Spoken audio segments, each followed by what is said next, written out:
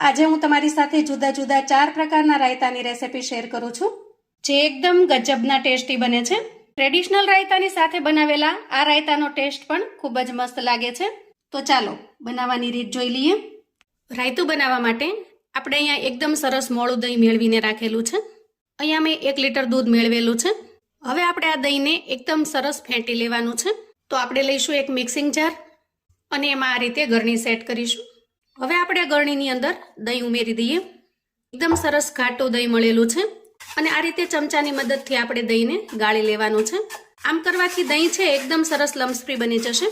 આ રીતે ચમચાને ફેરવશો એટલે ઝડપથી ને આસાનીથી એ ગળાઈ જશે. આ રીતે એકદમ ઘાટું દહીં મેળવવાના વિડીયો પણ મેં ચેનલ પર શેર કરેલા છે. તમે ચેનલ પર જઈ અને ચેક કરી શકો છો. જુઓ, આ પ્રોસેસને તમે વિસ્કરની મદદથી પણ કરી શકો છો, પણ આ રીતે વિસ્કરની મદદથી પણ એકદમ સ્મૂથ એવું તૈયાર નહીં થાય જેવું સરસ આ ગળણીની મદદથી થાય છે.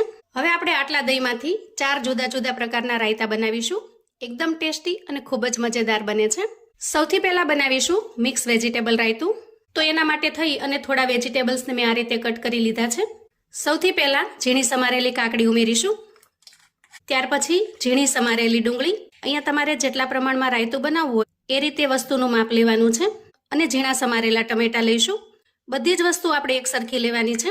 તીખાશ માટે એક લીલા મરચાના ટુકડાને આ રીતે ઝીણું સમારી લીધું છે, એને ઉમેરી દઈએ અને થોડી કોથમીર ઉમેરી દઈએ. હવે ટેસ્ટ માટે અહીંયા થોડું સંચળ ઉમેરીશું. સ્વાદ પ્રમાણે મીઠું ઉમેરીશું. 5 ચમચી જેટલો શેકેલા જીરાનો પાવડર ઉમેરીશું અને અડધી ચમચી જેટલી દળેલી ખાંડ ઉમેરીશું. આ રીતે થોડી ખાંડ ઉમેરવાથી રાયતાનો ટેસ્ટ એકદમ સરસ બનીને તૈયાર થાય છે. અને ત્યાર પછી 1 ચમચા જેટલું આપણે આમાં દહીં ઉમેરી દઈએ અને સારી રીતે મિક્સ કરી લઈએ. અહીંયા જો તીખાશ માટે તમારે થોડું લાલ મરચું ઉમેરવું હોય તો તમે ઉમેરી શકો છો. એકદમ ટેસ્ટી એવું મિક્સ વેજીટેબલ રાયતું બનીને તૈયાર છે.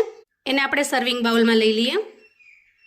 ઉપર થોડો શેકેલા જીરાનો પાવડર, થોડું લાલ મરચું અને થોડી કોથમીર ઉમેરી દઈએ.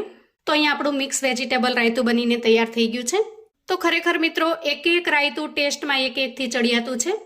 બધા જ રાયતાની રેસિપી જોવા માટે નીચે ફૂલ વિડીયો લિંક આપેલી છે. તો please watch, like, share and subscribe.